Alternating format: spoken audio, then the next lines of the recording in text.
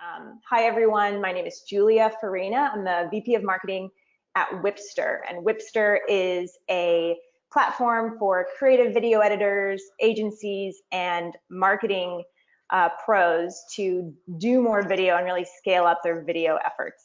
I know everyone is excited to learn from Pat today. He's the Global Director of Media from Xero, and he's got 15 plus years of experience. So that's pretty awesome.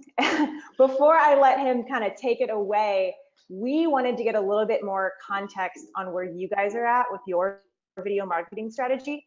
So we have two really easy, really fast poll questions. The first one here, we've gone to kind of a stark color palette, but what best describes your video marketing strategy? What state is it in? Okay, results coming in, a few more seconds. This is awesome. Looks like about half of the audience has voted. Keep it coming. Wow, really? We've got a lot of, Pat, I don't know if you can see the results, but about half the audience. I can't see anything.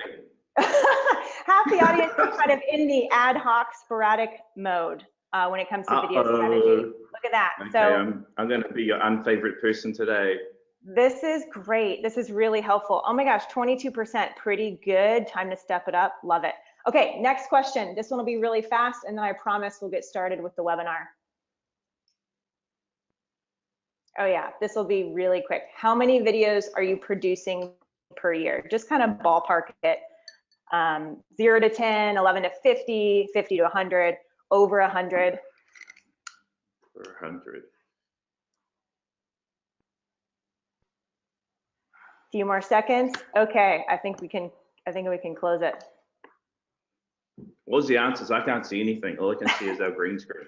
We've got 36% of the group doing 0 to 10 videos, 45% 11 to 50, 13% 50 to 100, and 6% over 100, which is pretty impressive. So this is great. Throughout the webinar, you guys give us your questions. We'll try to address as many of them as we can at the end of the presentation. And also, if you have any just sort of pieces of feedback on what's holding you back from really scaling up your efforts, feel free to chat those to us as well. All right, enough of this intro stuff. Let's get to the core of the presentation here. Pat, I'm gonna give it to you. Cool, thank you. Welcome everybody, good morning. Of the 6% that are producing somewhere over 100, I'm really interested to understand what that number is. It's always good to hear and connect to other people that are producing video at scale. I know it's the name of this webinar is 0 to 1,000 and well 10 to 1,000 actually, but and we're up around that big end, probably a little bit over that. But really the whole purpose of this from my perspective is just to share what I've learned in my journey openly with you guys. This is kind of the way that we do it. You do it your way. Hopefully there's some learnings that you could take away from this session and apply to whatever it is you do. And I would love to hear from you all with any questions that you have or any insights that you have, you know, all with the intent of us just creating this open sharing community of people dedicated to doing awesome stuff with video. So on that, I'll kick off. So I thought I'd start just by giving you a little bit of background into Xero and what we do. So for those of you who are not familiar with us, Xero is a cloud-based accounting software application. We operate in the B2B space. We're the largest player globally in terms of accounting software applications and growing quickly in the US, but we're number one in the UK market, in the Australian market, and our home market of New Zealand, growing rapidly in Asia, launched a new territory in Canada recently, a bunch of new territories actually, and we're hard on the heels of the incumbent in the US market. We're publicly listed on the Australian Stock Exchange, market cap of around 5 bill the other day. We just popped up over the 5 bill mark, New Zealand dollars, for a little while. I think it's slipped back a little bit under that, but we have approximately 1.2 million paying subscribers around the world. And as you can see from this little video playing in the background, we make a heck of a lot of video content. Yeah, up around that 1,000 pieces of video content a year, probably a little bit more than that if you really get into it. We deliver, and our approach is to deliver video all the way through our customer journey.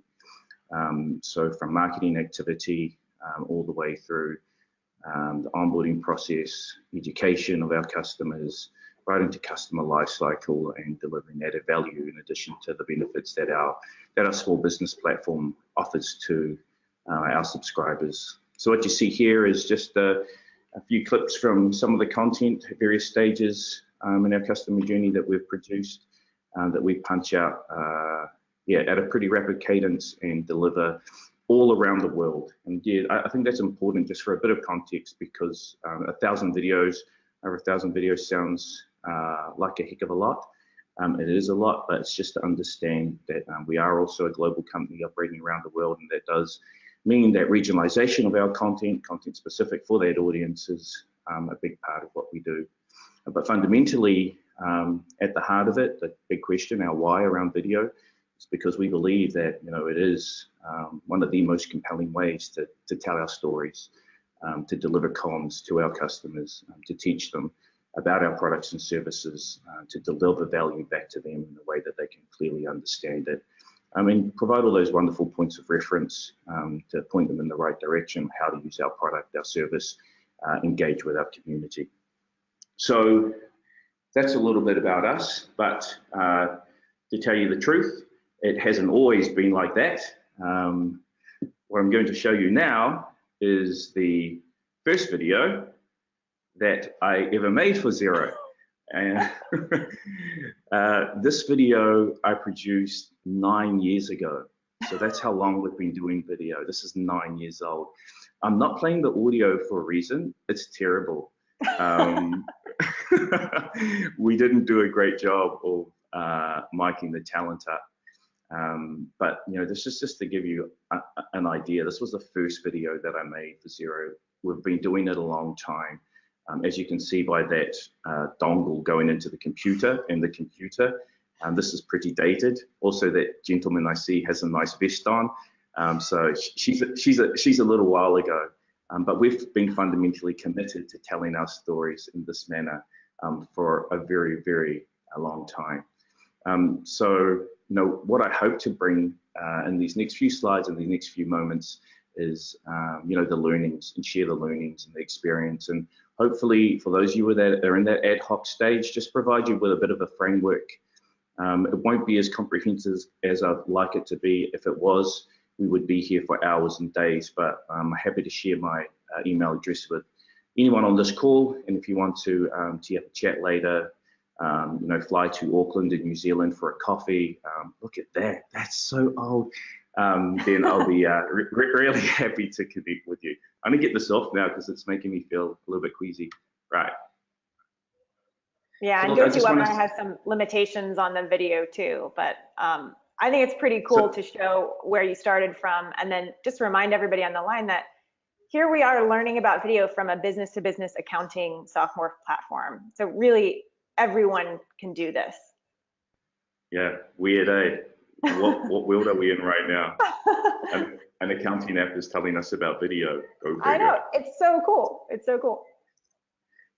So look, if I could do it all again 10 years ago, it's actually been longer than that I've been in this game. But you know, the first thing I would start with, the thing that I would tell my 9-year-ago self was to, look, buddy, do yourself a favor and actually get your ducks in a row and start with strategy. So what follows is a framework for how we have put together our strategy over time.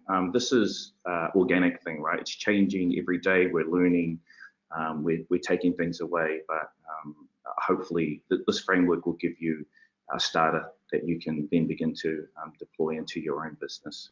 So I've broken it down into a number of steps. I think if you go away and just crack on with these 10 things, these 10 steps, and I think you'll be in a pretty good spot.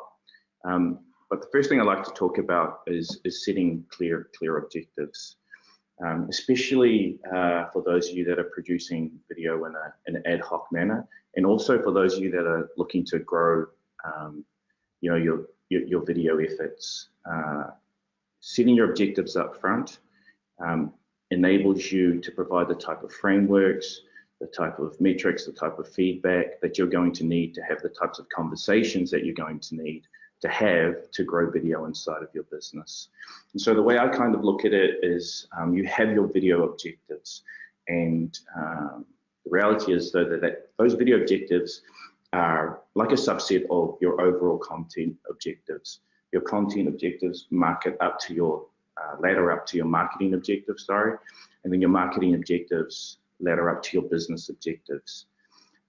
So, an example of the types of objectives that you may have, and I think it's very important that you have specific objectives depending on the type of content that you're producing. So you may be looking to do things like raise brand awareness, create more leads, drive conversions through the consideration phase of customers that are coming to your website, increase the percentage of conversions from trialists, or raise engagement around a specific product feature. All of those are really good objectives to have, but it's very important that then they become integrated as part of an integrated marketing plan. For people that are in that ad hoc space, a lot of organizations I've seen kind of dabble their toes in video because it's new, and that's understandable.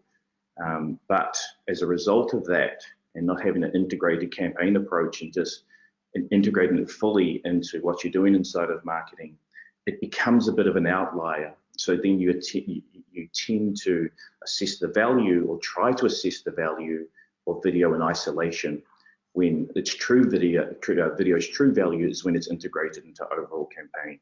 So you wouldn't look at a web banner, for instance, and then just try and ascertain the ROI on that singular piece of creative.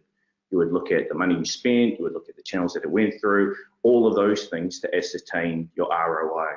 If you're creating video in an ad hoc manner, in an ad lib kind of manner, and it's not connected to your bigger objectives, then you're kind of setting yourself up for a harder path to grow into scale video through your organization, because you're going to be struggling to justify its means for being at all.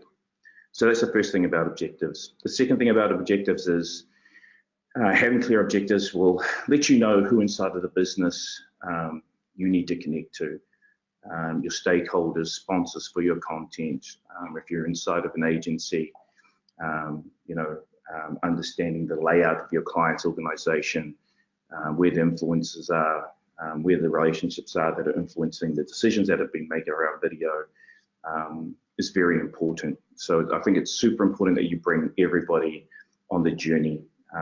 I've been in the situation where I've done stuff ad hoc, and then found out that it's somebody inside the org didn't quite agree with it, or someone had a different opinion, and it just sets up these unnecessary points of friction. That when you're really committed to leveraging video to the fullest of its capability for your business, that those become a time suck. You have to do relationship resets, and it seems weird that we're talking about all this relationship stuff when we're talking about video and objectives, but the reality is that people make video, and people inside your organization decide whether that video gets paid, and other people's budgets will decide how much amplification exposure that they get. So important to bring everyone on the journey with you. Also, when you have clear objectives, then you understand what you're measuring. When you get to metrics, and metrics are very important. We're going to talk about that a little bit later on. But that if our objective is to raise brand awareness with this Xero video piece, then we're not going to be measuring conversion. Conversion may be an outcome, but primarily we might be looking at things like aided and unaided brand awareness, net promoter score, those types of things. So important to know what you're measuring at what stage in the journey and for what piece of content.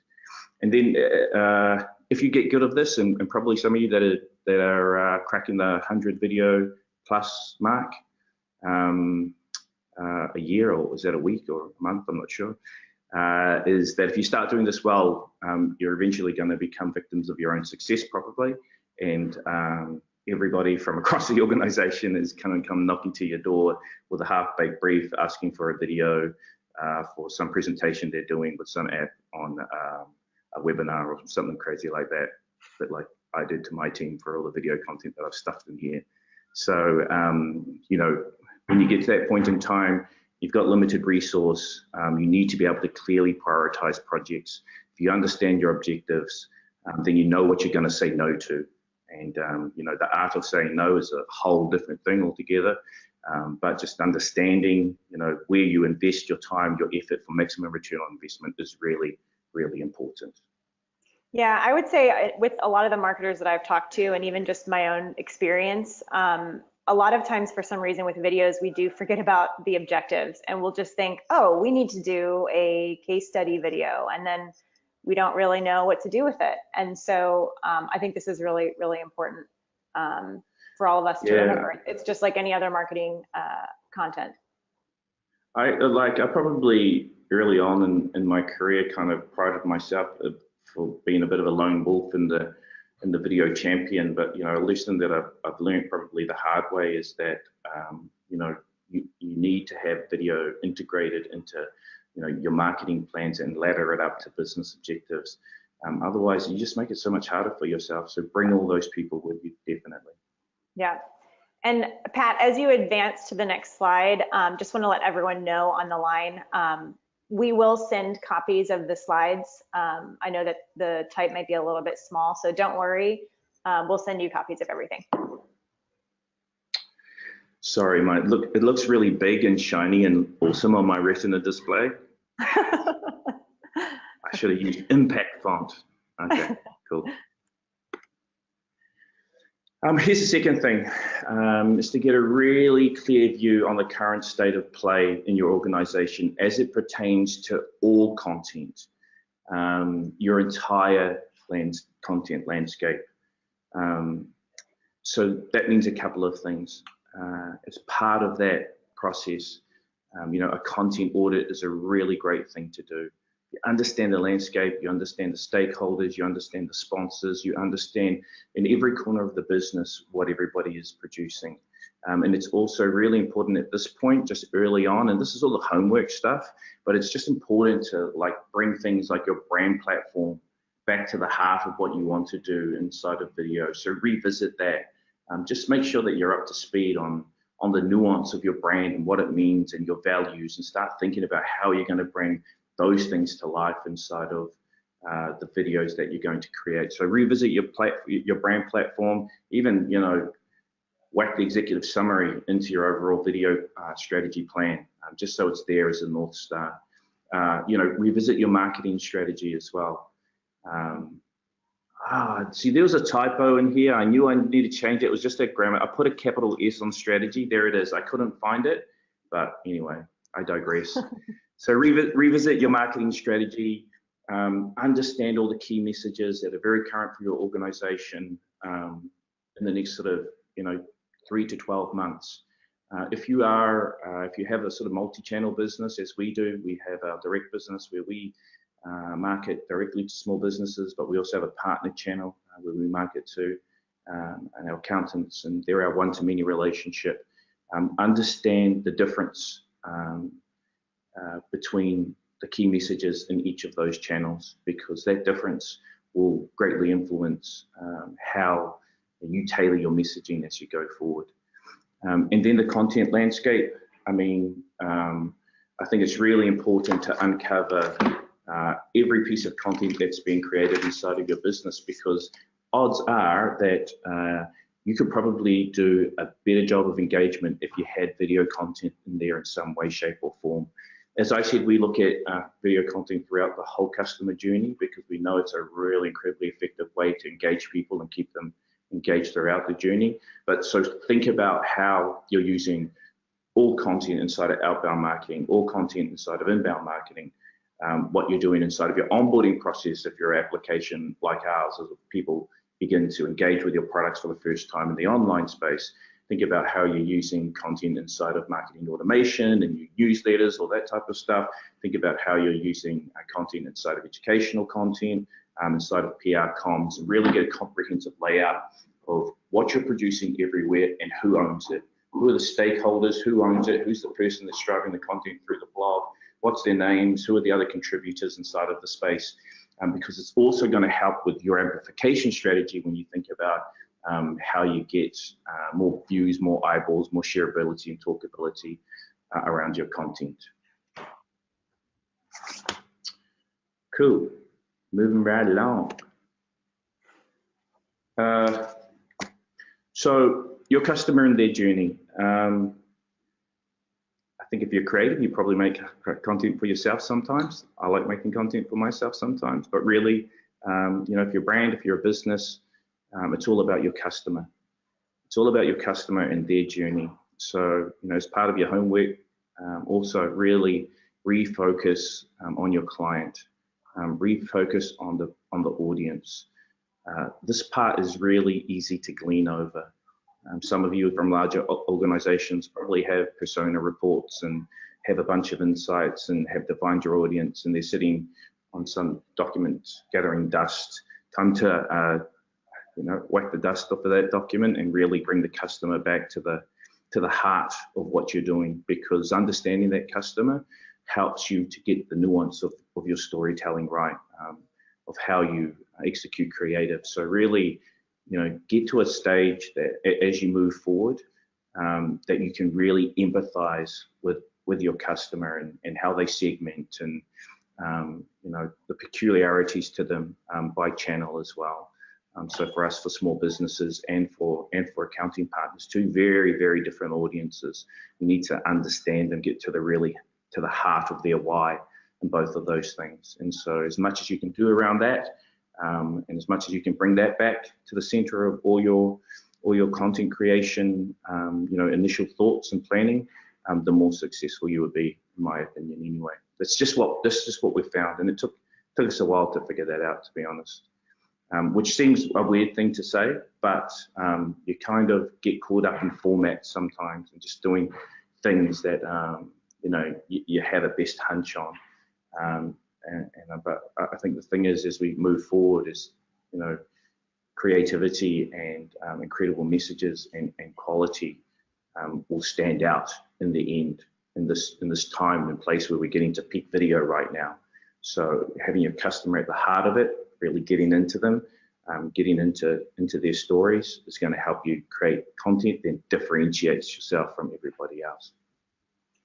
So Pat, the thing about yeah. I was just going to say, so at Xero, did you find when you were kind of going through the whole customer journey and trying to sort of fold video into that that whole process, were you sort of leading the charge in your organization? Were you getting HR involved on how we could use video, or you know, marketing and other kind of key groups in the organization? Was this being led by your video team? Yeah, we're probably a pretty unique example in that regard. I mean, I showed you the first video that we created for Xero 9 years ago. So we've got quite a strong history and legacy of engaging around video, yeah, to tell our stories. And because we've had some modicum of success in doing that, it's created a lot of visibility inside of the business, pretty much from day dot, around, you know, what video can potentially do for your particular department inside of the organization. There's nothing like a beautiful, compelling, well-told, well-engaged piece of content to get people excited about using video. And so, you know, to answer your question, I guess a little bit more directly, is we let the quality of our work do the talking to the rest of the organization. And if they get excited about it, they will be a path to your door. Yes, there's a bit of engagement, but we didn't need to push. Because we committed to quality at the beginning of the process, I think that sort of became the shiny beacon that attracted everybody to us from the beginning. Cool. Guys, keep the questions coming. We'll get to them at the end, so don't hesitate. Oh yeah, well, there's questions. I can answer questions anytime if you like. We've got questions. Yeah, let's keep rolling through the content, okay. And we'll try to hit them up. I'm going to speed up. Yeah. Time. What time are we rolling till? We have a hard stop at 9 o'clock your time, which is noon where I am, at the top of the hour. So. Don't want to keep anybody from their lunch. All right, customer journey. This is really important, right? When we started, and I think a lot of people still think like this, and we need to change it, that the case study is the universal currency for video. And what we've learned is you cannot drop a case study in every part of the customer journey and expect it to perform. So, we are very specific about what we produce where, and the role that it has to play at that specific point in the customer journey.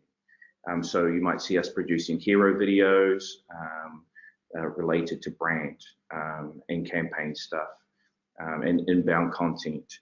But then in consideration and conversion stage, you'll see us producing more case study stuff, because we understand that once people have got to the stage where they're aware of our product and sort of benefits and all those sort of brand layer deliverables that you look to deliver for your content, that they're in the point in time where they're looking for more points of reference. Who's using my product? What success are they having with it? To drive them towards that outcome where we're getting them into a trial. And then once they're into trial, we're producing a different style of content to get them through the onboarding process.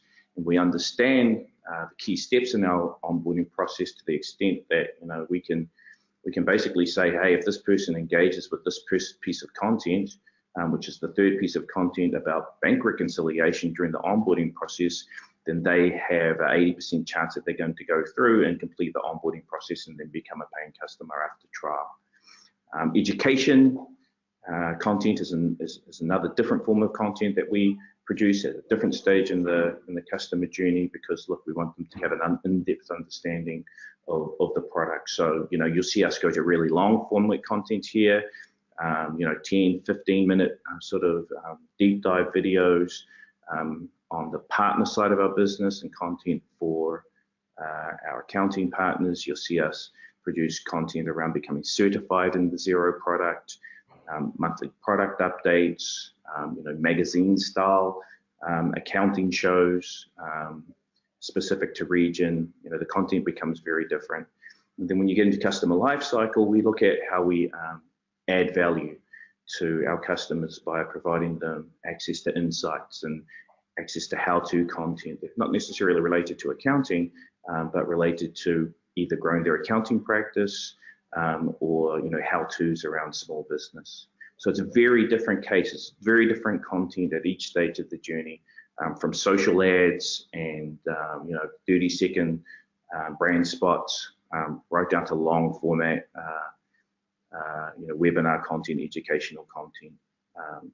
But it's not one shoe fits all. That case study myth is exactly that. So if you had somebody that's trying to sell you a bunch of case studies for your above the line stuff, front of funnel stuff, time to pause and just think about and look for reference of what is best practice.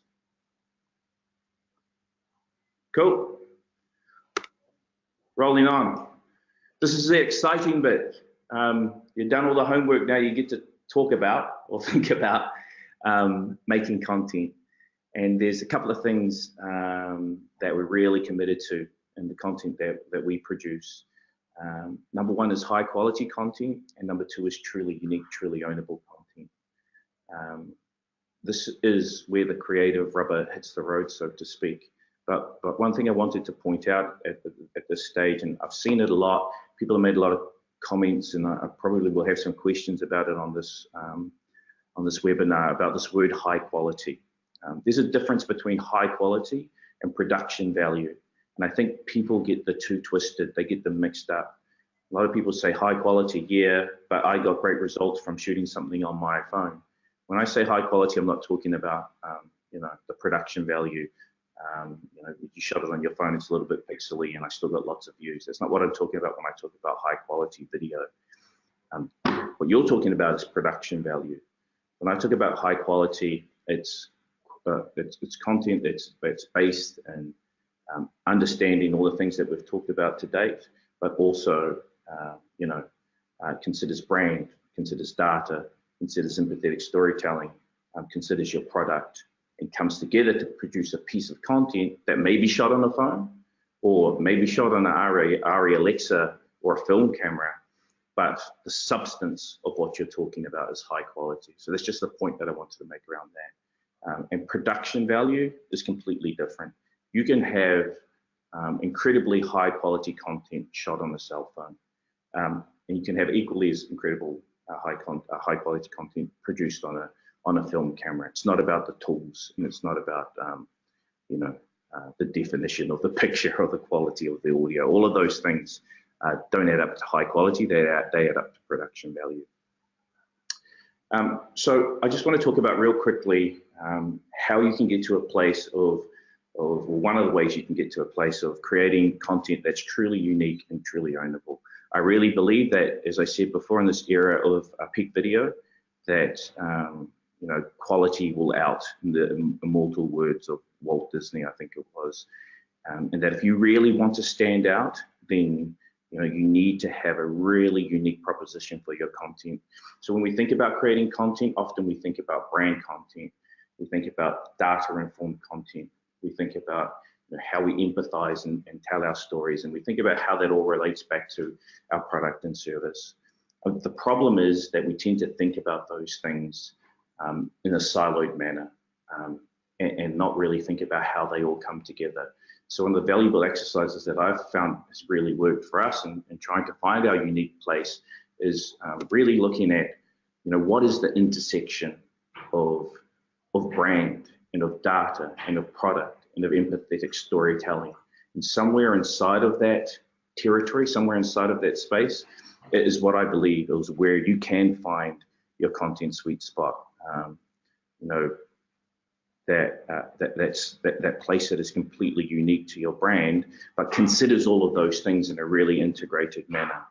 And we've got plenty of examples of content that does one thing or the other, but I think where we really hit it out of the park is where we consider all of these things in a really integrated and unified kind of way. The other thing about creative, in terms of content, is that if you're on this call, you're probably the creative leader and the video leader inside of your organization. Hey, we've got a lot of marketers on the call as well. Just saying. Great. That's wonderful. Welcome, marketers. So you're the champion for video as well.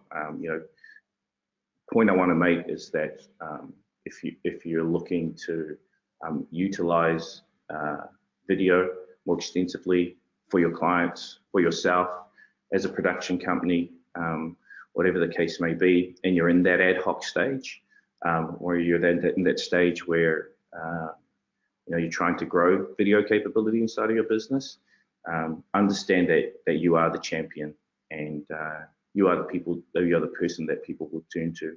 So do everything that you can to really, you know, bring yourself up to speed on what's happening with best practice everywhere.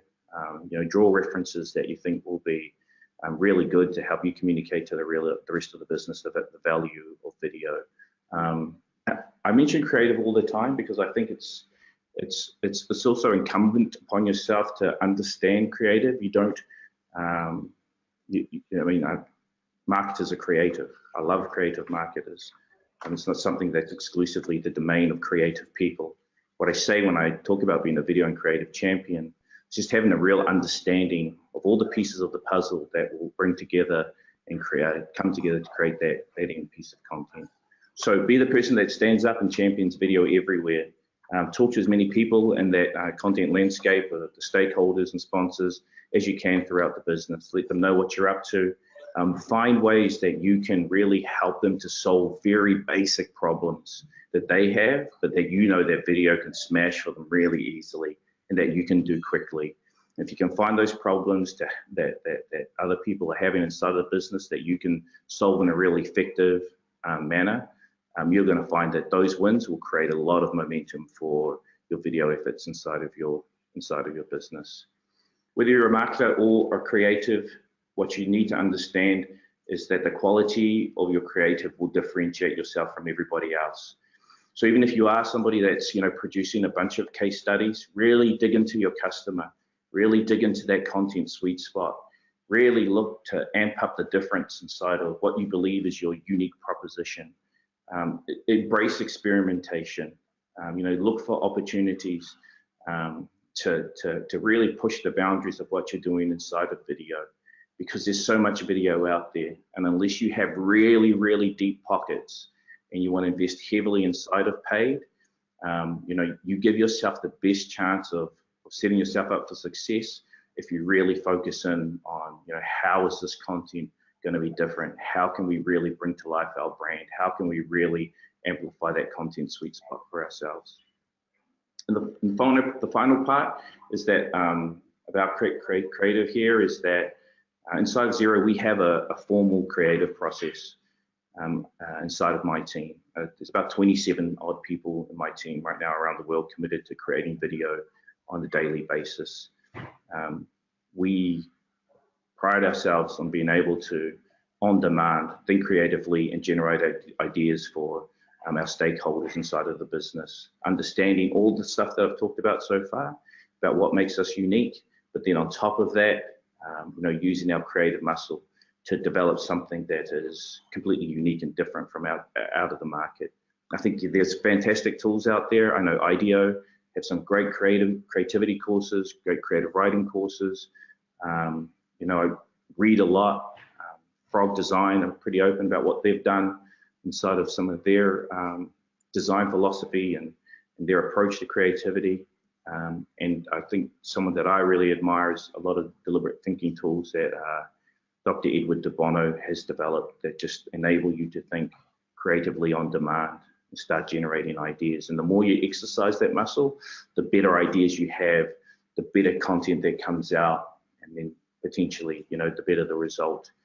We have deliberate creative thinking time every morning. So later on this morning, my entire team from around the world, no matter what time zone that they're in, we'll jump on a call, and for 30 minutes, we'll just practice creative thinking, lateral thinking, building that muscle. And then the following hour and a half, we spend in ideation and review of creative content. So when we bring a brief to the table, we get together, we apply those thinking tools, and together we've grown our creative muscle, and together we can then go back to our respective regions around the world and really exercise that creativity and what we do every day, day in, day out. And the final thing on this creative stuff is understanding the fundamentals of storytelling. We're in the business of telling incredible stories, all of us, whether it's a 15-second story or whether it's a 15-minute story, whatever the case may be. Storytelling, is the ability to bring that creative idea and extract that creative juice and bring that creative idea to life. So just, get yourself schooled up on the fundamentals of storytelling. Understand just basic things like the hero's journey, three-act storytelling, just all those very basic fundamentals, and build a whole reference library for yourself of stories that you really love in whatever format. And stories, when I say stories, I mean content. I mean an ad through to long format content. To me, those are all stories. That's all storytelling. The sum total of this, whether you're a marketer, a creative, a production person, is that you're in a really great position creatively, storytelling, to understand and to give direction on how you want your brand, how you want your organization's story to come to life. You may hand off the whole production process to external production company, but I'll tell you, if you understand this stuff, you're going to give them a far better brief. You're going to be a much better client throughout the production process. You're going to know how to get what you want out of this process from the beginning.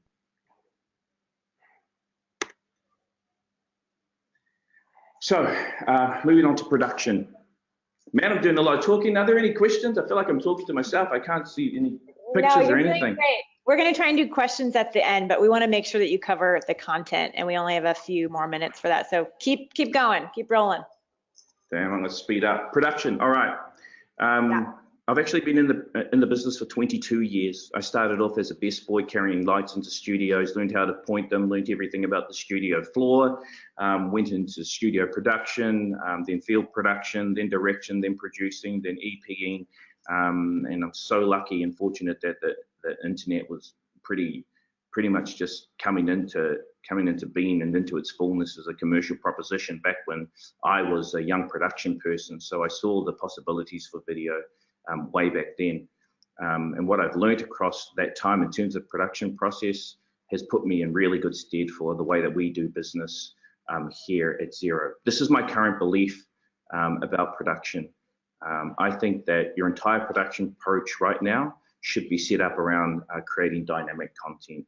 So the two videos that you just saw play are two social videos that I think will go out on Facebook and all our other social channels with the paid support later on this week. I have somewhere, I think about a dozen versions of each one of these videos, specific to the execution and specific to things that we're testing that will launch in support of what's an overall marketing campaign. So we're testing things like other customers responding to the sex of the people featured in the video, the gender. We have a version that highlights the husband on the left more than the wife. We have a version that highlights the wife more than the husband. We have a version that has our product through it a lot more. We have a version that doesn't have our product in it for both of these executions. So we're testing a variety of things. And that's all really about getting to the heart of this, is about this approach to production content where you test, you learn, you iterate, and then you scale.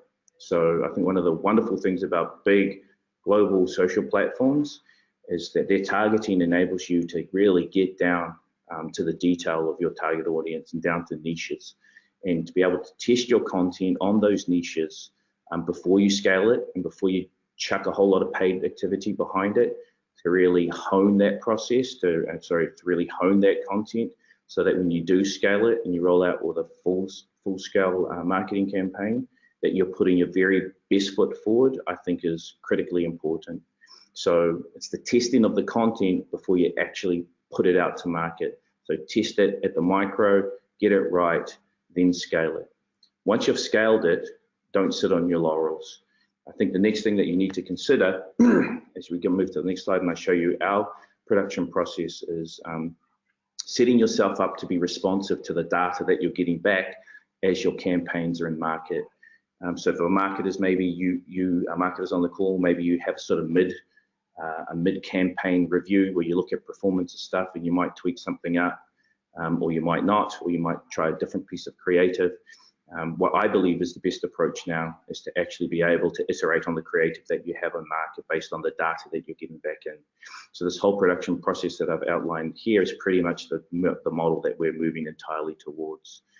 So we start with a pre-brief chat where we agree on what the brief's going to be. And I think that's really, really important. We get the brief in so we know what we're playing with, who we're targeting. We go into idea generation mode. We present back our idea to the stakeholder. We then get into the production plan and understand the detail of the types of content we're going to execute and how. We then move into pre-production, into production, into post-production, into review, which I've highlighted and I'll talk about a little bit more in a second. Then into delivery and launch. And then that's probably where most people's production processes stop. Ours continues on to look at how we're performing in real time on a day-to-day basis. And then based on the assumptions that we've put in place, the hypothesis that we may be testing around a piece of content, we iterate on that piece of content, relaunch it, tweak it towards better performance. Then once we feel that we're really nailing it, that's when we pull the brakes off and start to scale. Make or break moments throughout this whole process, the brief. I mean, everybody knows the quality of the brief to a great extent determines the quality of the end product. So, briefs need insight. If briefs don't have insight, if briefs aren't tuned into something special that you want to, some special insight you want to leverage inside of your piece of content, then look, man, save yourself the time. Go back, find that insight. Don't be tempted just because of time to create a piece of content that's just like everything else out there, because you're not going to get the ROI that you're looking for on a piece of content that's just meh. The production plan, also critically important to understand, what different formats you're producing by channel. So Facebook, for instance, is an easy example always. Are you producing carousels? Are you producing canvas ads? Are you producing in-stream video ads? Whatever the case may be, understand what you're producing, what the best practice is for each one of those things, and then note those down in your production plan and work towards producing all of those in a manner that enables you also to go through and tweak them when you come back.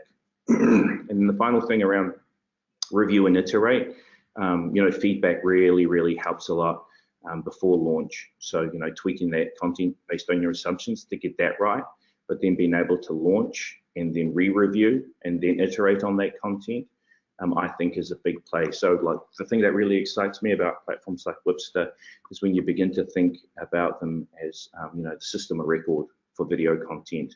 Or your video content is there and, they're pulling in, they get to the point, hopefully you get to the point, Julia, when you're pulling in data, performance data, we can review that. Our creators can see it. Our guys operating on Adobe applications can then immediately update that content based on what we think is going to work, the assumptions that we've made, then launch it back in for re-review, and then back out to launch again.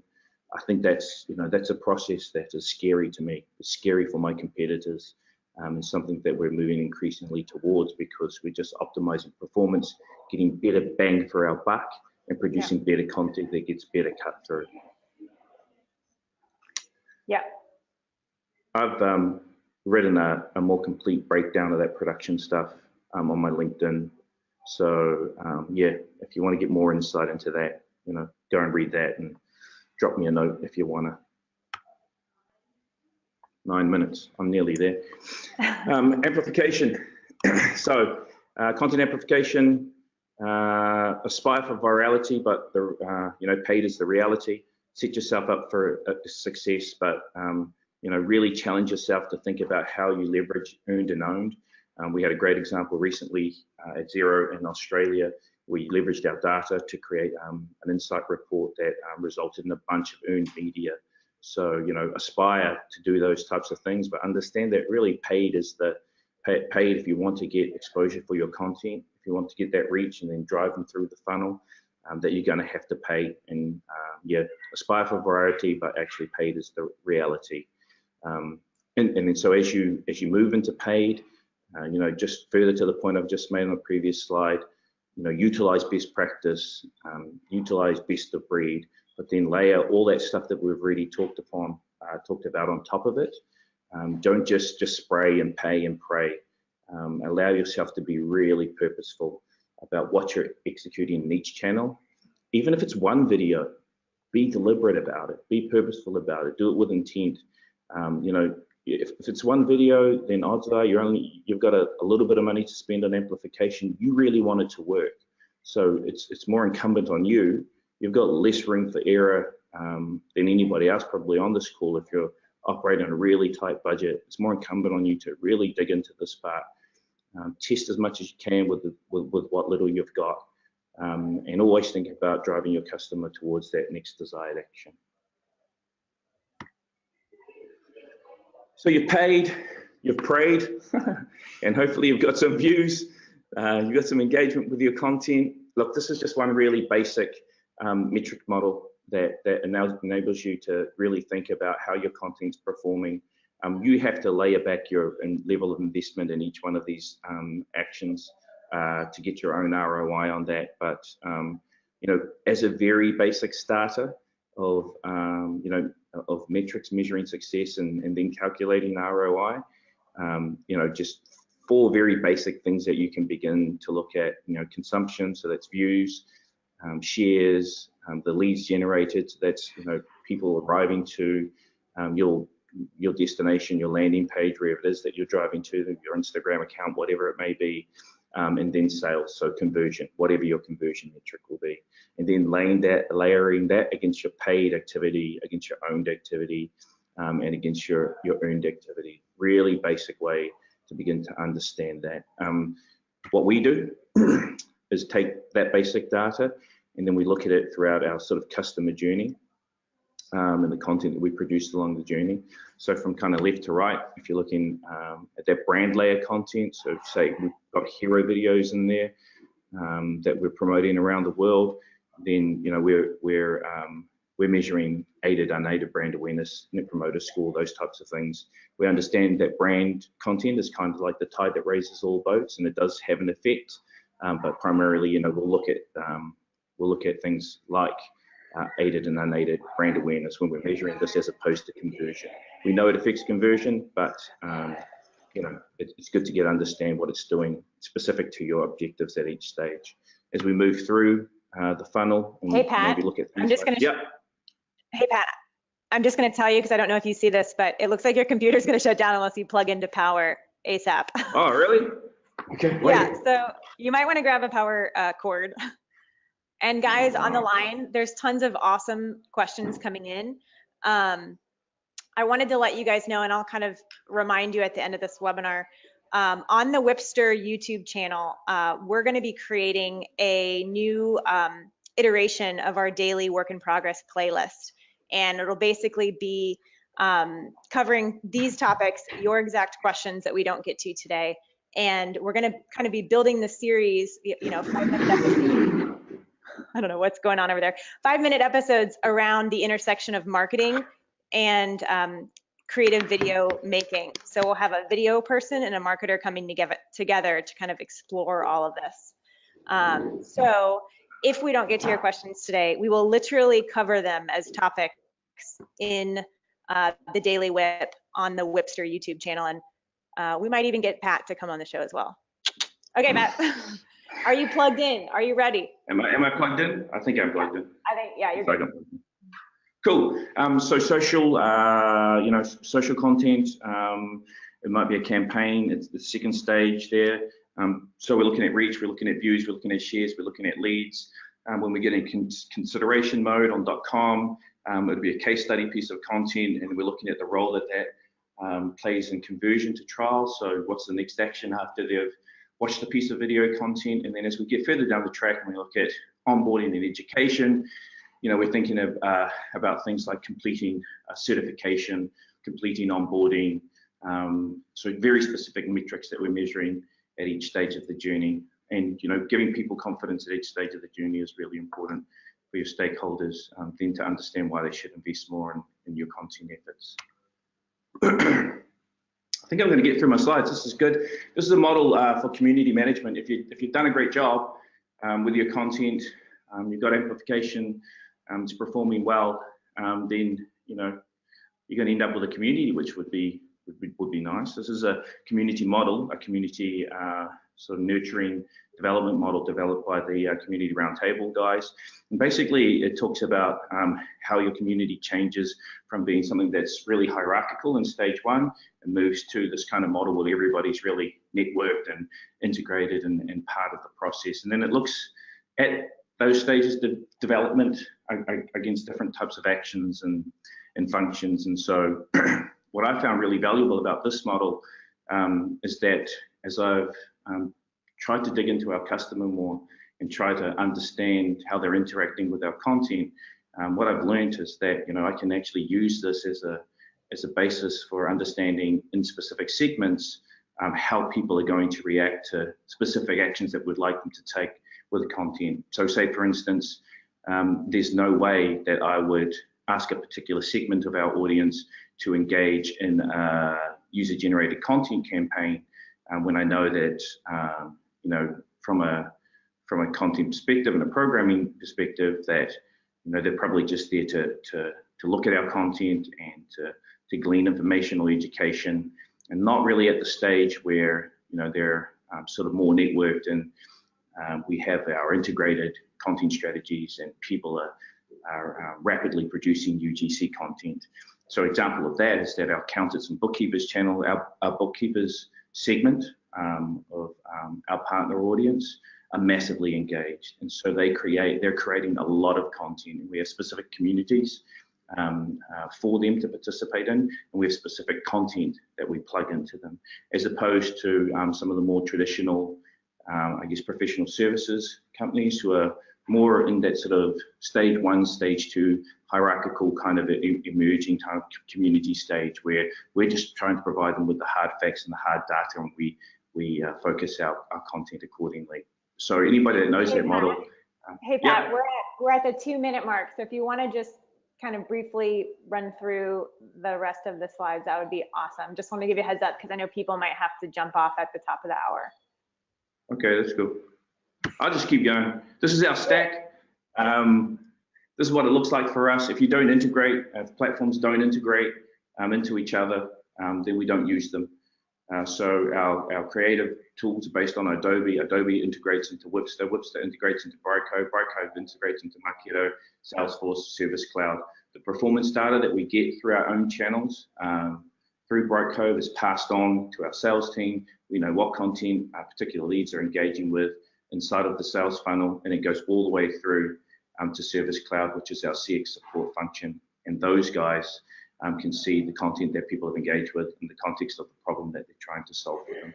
So integration is everything in this regard. Yeah. And then finally, if you do all of this stuff right, what you end up with is a content plan that will address these. I guess there's 10 there, maybe there's 9. I can't really count. But you've got the basis of a really comprehensive content strategy.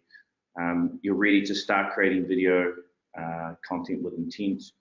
You're better positioned to make the right decision about the right place to start, and you're going to be optimizing all your video efforts towards your eventual success. So do those 10 things, and I reckon you'll be in a good spot.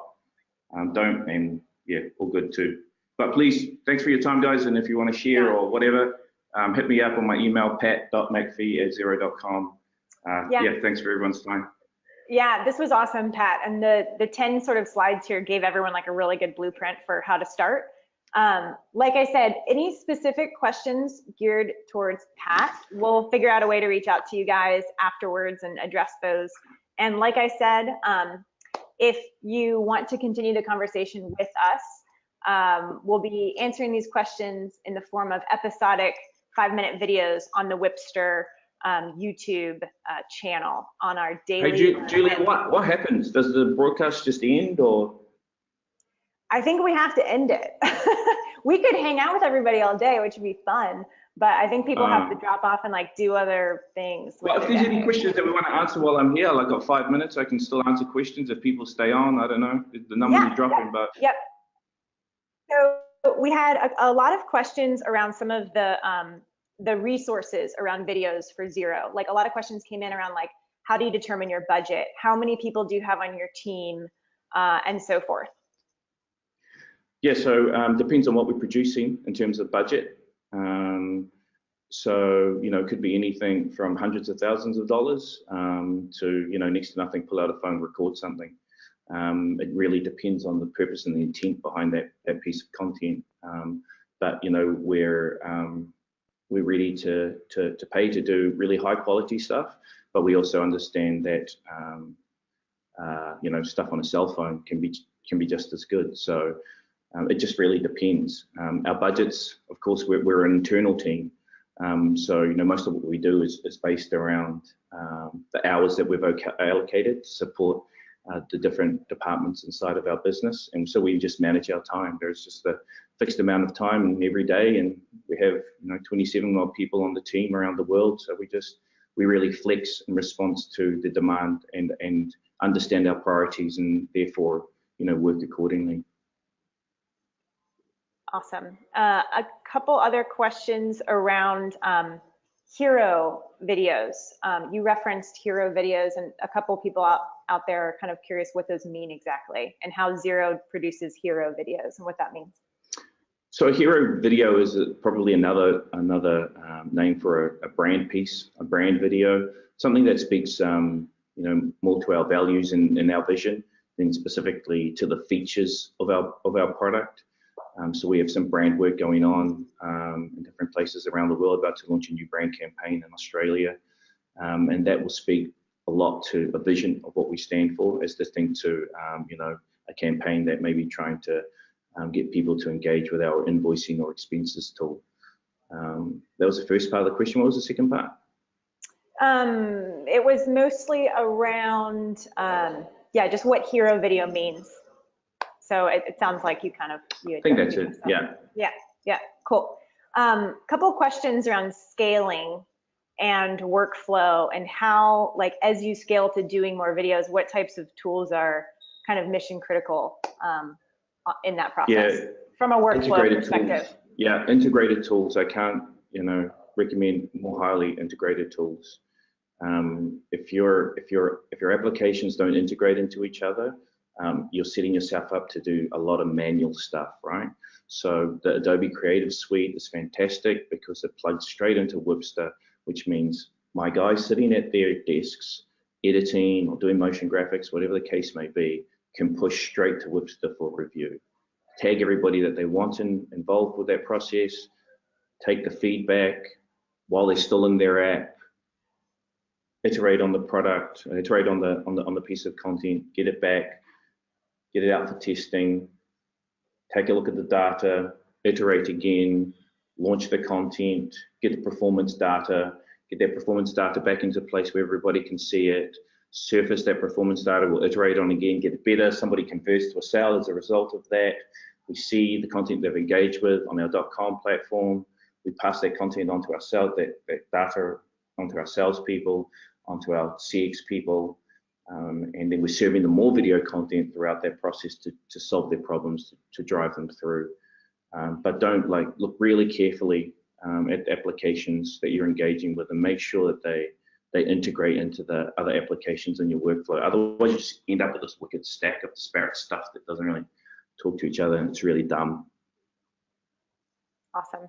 All right, well, on that note, it's 5 minutes after, so we're gonna wrap it up. And thank you everyone for being so engaged. This was a really fun webinar, the first one that I've ever done with video, which is really cool. We are gonna keep the conversation going on the Wipster YouTube channel, and we'll be following up with you guys about any specific questions with Pat. We'll connect. Have a great day. See ya. Thanks, Pat. Thanks. Bye, everybody.